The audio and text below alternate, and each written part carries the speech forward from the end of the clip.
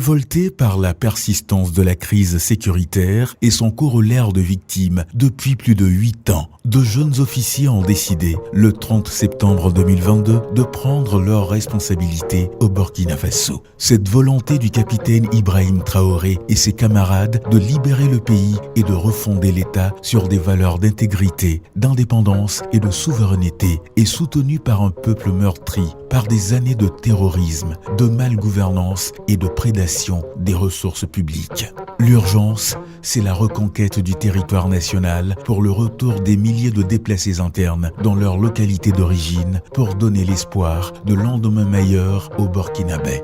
Le 14 octobre 2022, la charte de la transition est signée. Ce référentiel discuté et adopté par l'ensemble des forces vives de la nation marque l'ouverture d'une nouvelle page de l'histoire sociopolitique du Burkina Faso et des Burkinabés. Un peuple engagé pour la défense de sa patrie sous le leadership du capitaine Ibrahim Traoré. Sitôt porté à la magistrature suprême du pays, le capitaine Traoré imprime une nouvelle dynamique dans la guerre contre l'hydre terroriste. Lors de la cérémonie de prestation de serment, il annonce déjà la profondeur et la sincérité de son engagement contre les groupes armés terroristes qui endeuillent la nation depuis plus de 8 ans. Nous avons décidé en toute âme et conscience devant l'histoire d'assumer notre révolte. Cette révolte est celle des milliers de personnes déplacées internes. Cette révolte est celle de soldats au front qui défient donc continuellement et courageusement l'ennemi qui se cache et qui ne se cache plus. Nos objectifs donc qui ne sont autres que la reconquête du territoire national occupé par ces hordes de terroristes. Nos objectifs ne sont autres que de donner un souffle de vie nouveau donc à tous ces compatriotes affligés par ce conflit. C'est aussi d'envisager un développement endogène en ne comptant que sur nous-mêmes et en essayant de repenser profondément notre agriculture, notre élevage, notre technologie et en interrogeant donc les socles des actions de nos aspirations à la prospérité. Aucun sacrifice ne sera de trop pour sortir ce pays de la situation dans laquelle il se trouve. Donc notre engagement, c'est pour un retour de la paix. Et notre boussole sera toujours ce peuple.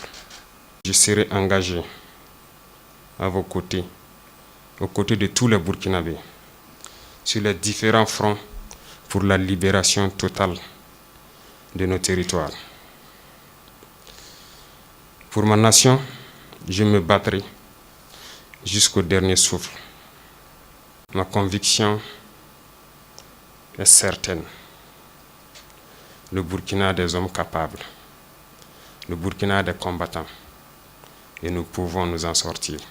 Dans cette guerre qui nous a été imposée, il n'y a pas de vérité. Telle est la conviction du chef de l'État. Une conviction qu'il entend partager avec tous les Burkinabés. Pour en sortir vainqueur, il est impératif de prendre conscience que cette guerre est l'affaire de tous et qu'il faut alors mobiliser l'ensemble des filles et des fils de la patrie. Le président de la transition initie dans la foulée des rencontres avec les différentes couches socio-professionnelles du pays. Ces échanges directs sont une occasion pour le chef de l'État d'expliquer sans langue de bois les enjeux et les défis de la double crise sécuritaire et humanitaire que vit le Burkina Faso.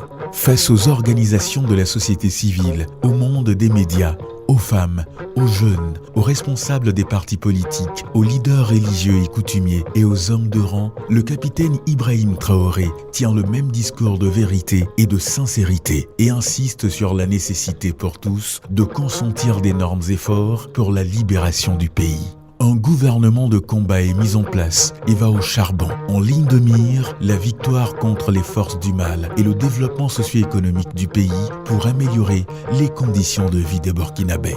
Le PASD, Plan d'action pour la stabilisation et le développement du Burkina, est élaboré. Ce référentiel ambitieux de développement d'un coût de plus de 7 673 milliards de francs CFA affiche les ambitions d'un pays décidé à se relever et à assumer courageusement son destin en dépit des obstacles multiformes. Décliné en 4 axes majeurs prenant intégralement en compte les 6 missions assignées à la transition conformément à la charte de la transition. Le PASD couvre l'ensemble des secteurs avec un accent particulier sur la lutte contre le terrorisme